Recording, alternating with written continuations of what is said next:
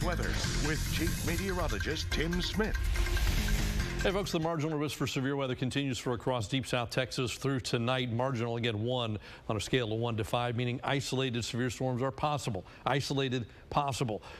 A couple of places get it, most don't, and even that is only a possibility. I want to show you something though. In the last 24 hours, we have had not 1, not 2, not 3, but 4 hailstorms in or close to the valley. First one last night had baseball-sized hail, went right towards Starr County and turned to the southeast and stayed in Mexico. The second one had quarter-sized hail, 2 o'clock this morning, stayed in mainly the ranch lands of Starr County. The third one this afternoon came out of Mexico with grapefruit-sized hail coming toward the valley and took a right turn, stayed in Mexico this afternoon. And then another one about 5 o'clock this afternoon had hen egg-sized hail. That took a right turn as well and stayed down there.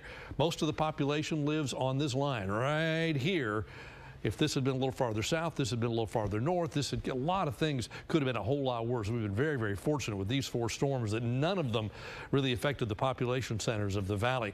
The ones this afternoon, look at this one down here. This is a severe storm just to the south of us, but it's going to stay down there. We got a warm front to the south of us. It's going to lift back through, and as it does, it's going to be a focal point for shower and thunder shower development this evening. And down to the south is where it's all been so far. But by 10 o'clock, that warm front's moving through. 11 o'clock, it's still on top of us. A scattered shower is still possible. By midnight, I think we're starting to see this stuff wrap up as it pushes northward, and then spotty showers into tomorrow morning, but only spotty stuff after that. I think any thunderstorm activity should be this evening. Most of the severe stuff should stay out of here, but we have to watch because there could be an isolated thunderstorm move into our region before this night is over with. It could produce some small hail and some damaging winds, but again, that possibility is small. If you look at your rain chances as a whole, scattered stuff this evening, then the rain chances just go down, down, down, down, down until you get to midday tomorrow, and then the chance is pretty much gone for a while. Another weak front comes through early Sunday. That could trigger another shower or 2, but the chances of that stay pretty small, and then we're dry after that all the way into the early part of next week. How much more rain could we see the next few hours? We'll take a look. Future Track says not a lot, 1/10, maybe 2/10 in most areas, maybe a little bit more out west, but for the most part, you're looking at light to moderate rain across the region. Not drought busting, but at least it's rain, right?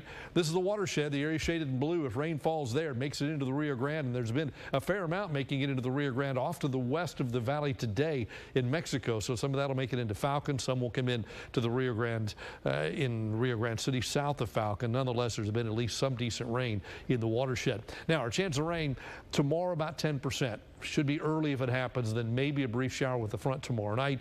Then after that, we're dry for a couple of days beyond that. Temperature-wise, 85 is the normal now. We're going to be 92 tomorrow, at least 94 on Sunday. Wouldn't be surprised to see some readings west of I-69C of 100 degrees on Sunday. A very warm Easter, but the humidity drops, so it won't be the heat, it'll be the humidity. No, not even any humidity, just a hot, dry day. And then back to 85 by the time we get to Monday. Looking at the weekend as a whole, 92 tomorrow, maybe a morning shower, some afternoon sunshine. And then for Easter Sunday, breezy and hot, at least 94, lower humidity, should be a dry day across the region. So for tonight, an evening thunderstorm could be severe. Again, possible is the key word there, not likely, but possible. It would be isolated. Most folks won't get it, but we'll watch. Then tomorrow, clouds and a shower in the morning, then some afternoon sunshine, I think, with highs of 92. Here's a look at the next 3 days, 92, 94, 94, 85 rather. We cool it off. Look at the temperatures next week. Behind another front on Monday, we really cool things down. 70s for 3 days next week for highs, 50s for lows with plenty of sunshine and low humidity. We'll take another look at radar and track those storms in Mexico and the thunder showers over the valley coming up in just a few minutes. That's your updated First Warn 5 forecast.